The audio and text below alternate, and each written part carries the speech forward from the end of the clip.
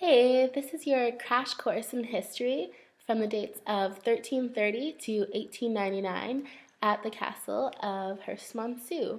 And what we're going to be discussing is what castle identity used to be at that period of time and how that relates to castle identity now. Now, castle community is always changing throughout time, and what it means to be a citizen of Herstmonceux therefore changes as well. After the last of the Monceux in 1441, a man named Roger Fines had asked the crown to restructure and strengthen his manor of Herstmonceux. So basically, you see here that he's just asking for permission to change up his castle and whatnot, because everything had gone through the crown at that period of time.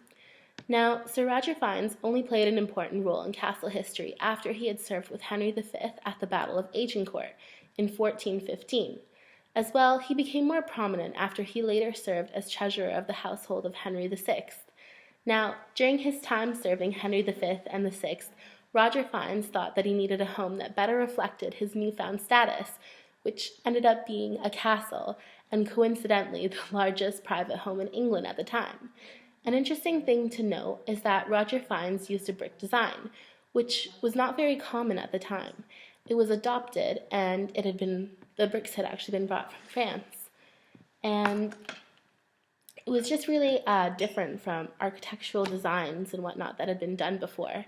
And what's also very intriguing is that the medieval-looking castle that had been made with the brick, if it had been bombarded, there would have been, the castle would not have been standing at all.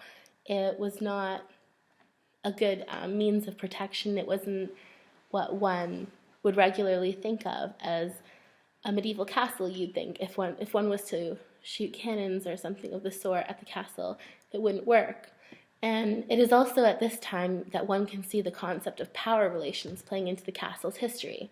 Roger Fines had built the castle as a statement of how much money he had and how much power he had. It was sort of a distinct way of simultaneously flaunting and sending out a warning of sorts to the castle community outside of the Fines family. It was that I had money and therefore I had power as well. And it was a way of flaunting in a very casual type way, but in a very serious demeanor as well. And it was just sort of, in regards to power relations, it was also letting everybody in the community know where they stood in the community. And being a Fines at that time, one was obligated to upkeep the estate financially and see that the family remains prosperous.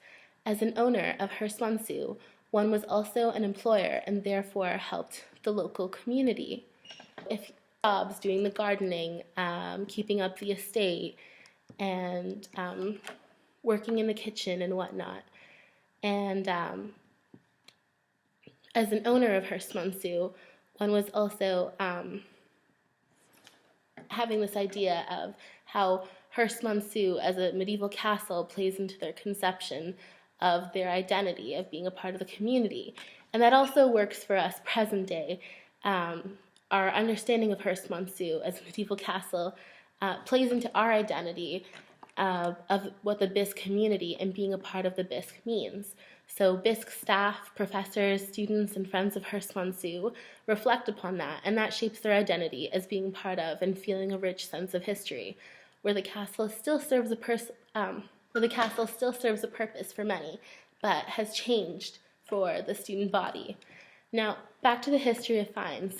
The Fines remained prosperous until the reign of Henry VIII, which was from about 1509 to 1548. Now, the reason behind this is quite an interesting aspect of castle heritage and castle history.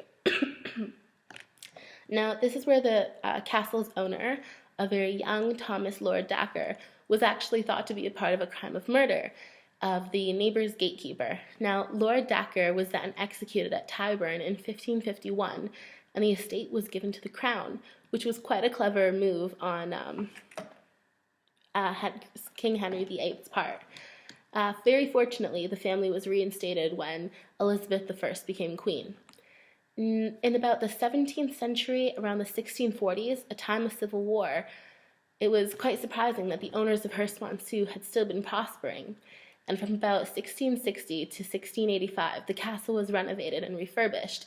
So new fireplaces, oak carvings, a very large bay window that overlooked the moat. It was at this point in time that the family also, after all these renovations and refurbishments, could not afford the cost of the changes, as well as the gambling and drinking of Lord Dacre. And the family had actually gone bankrupt by about 1708, where they unwillingly sold Herstmonceux Castle for the fine price of £38,000 to a Mr. Naylor. And by the time 1777 rolled around, there was an architect named Mr. Samuel Wyatt, and he had said that the castle was not actually worth that the castle was not worth saving. So after his analysis, everything inside the castle was sold off, even a part of the walls and the bricks and the interior of the castle. It had been carted away to be used to create a new modern mansion known as Herstmonceux Place on the northwest corner of the estate. And after quite a few years of the castle being left on its own, it became an ivy-covered ruin, which quite a few of us students of the castle community are familiar with looking at pictures before coming here. And what's surprising about this part of castle history is that it wasn't bad for business.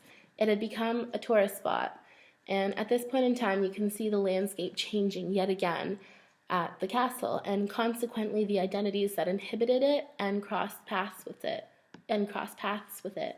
The idea of landscape, such as the castle's medieval appearance, creates the idea of geographical imagination, where cultural and historical knowledge categorizes social groups. This idea explains why places and spaces for castle citizens always change. Realistically, this means landscape is shaped by our own subjectivity and what we know of our historical products, and therefore that explains why the castle history is constantly in flux, as well as everybody who comes in contact with the castle, their identities are in constant flux and constant change.